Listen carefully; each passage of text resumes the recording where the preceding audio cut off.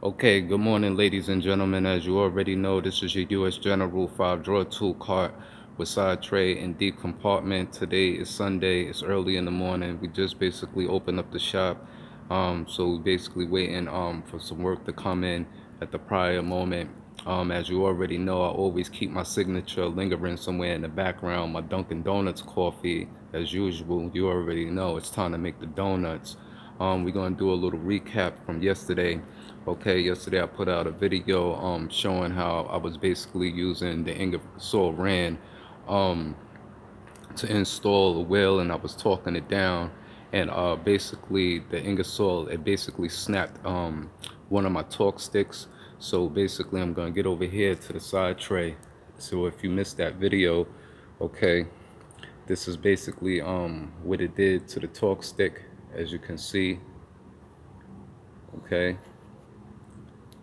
and the way that it snapped, it's quite smooth. How it sheared and snapped away, it almost appears to seem like it was actually cut, but it was not cut. When it did shear away, this flew off with the socket. The socket actually stayed on this end right here. Okay, I was using a 22 millimeter impact socket. Okay, so as you can see, it is what it is. This is a Stillman Pro torque stick right here. In situations like this, I do basically keep three different backups of torque sticks as a technician. As you can see, in most of the majority of these tools that you see laying here in the tool cart, this is actually my third lineup of tools besides the snap-on ratchets that are laying in the tool chest. I actually have three different lines of equipment, so that basically when I'm working on something, if something gets broken or if something gets misplaced, I have backups to continue the job. um, I well prepared myself in that sensitive area, so that I never get stuck and I can keep moving forward. I don't never have to get stagnated in a job behind a missing tool or a broken tool. So I do keep three different lines of equipment, but in a lot of these videos, you just always see the US General, and you just see this cart with these particular tools. But I do have backups, basically, to a lot of these different tools. Okay, so like I said, yeah, you know, this is basically what happened with the Ingersoll yesterday. And as you can see up here, like I said, I do keep extra torque sticks. Basically, this is the same torque stick as this one right here. And as you can see, this is 80 foot per pounds for pressure. Okay, this one has a listing on it, and this one is 105 foot per pounds for pressure.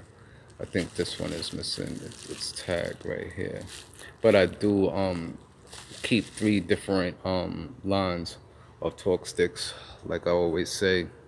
Okay, today I'm gonna do something a little bit more special than normal. I'm gonna put out possibly maybe about 3 or 4 different videos throughout the day. I want you to stay tuned to later on, because in one of those videos I'm going to be previewing the items that I'm going to be giving away, to the viewers and the subscribers, which I did promise and state that I would. So I'm a man of my word when it comes to that. So you're going to get a good look at what you'll be getting. Okay, I'm also going to do another testing, and I'm gonna let you take a look at that also, which is also gonna be in another video some time further on within the day. When some work comes in, I want to do some real live testing amongst 2 different tools. So we're gonna get over here to the back. Okay, and as you can see, that's that Milwaukee 1/4 inch cordless fuel die grinder. And as you can see, at the prior moment, I have a 4.0 battery on there. I have all the different lines of batteries from M12 for the 2.0, 4.0, and 6.0. So I'm gonna try out all of those. And as you can basically see, this is what I would normally use in the shop if I didn't have the cordless. As you can see, this is a mactools die grinder. So we're gonna put this to the worldly test amongst the Milwaukee fuel later on. We're gonna run them at the same time. Okay. What I am liking right now with this and how it has its modes. Okay, so that's it running in mode 1 right there.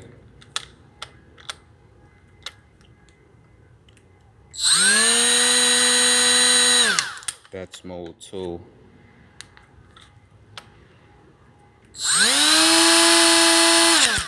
That's mode 3.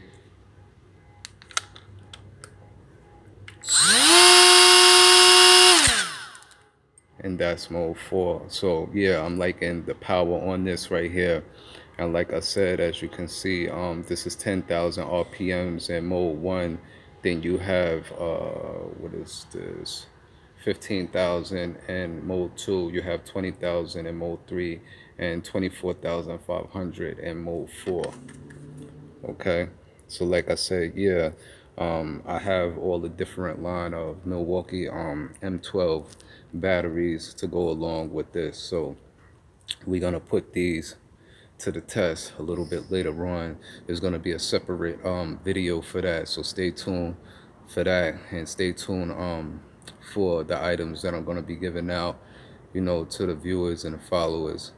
Okay. Okay, so that's pretty much gonna be it for this particular video right here until later on this evening when some work comes in. I'm gonna be giving quite a few different looks as far as what goes on in the shop, and you know how I go about doing certain things and how I use certain particular tools and certain particular equipment. Okay, so until later on, stay tuned and we're gonna check you later. Peace.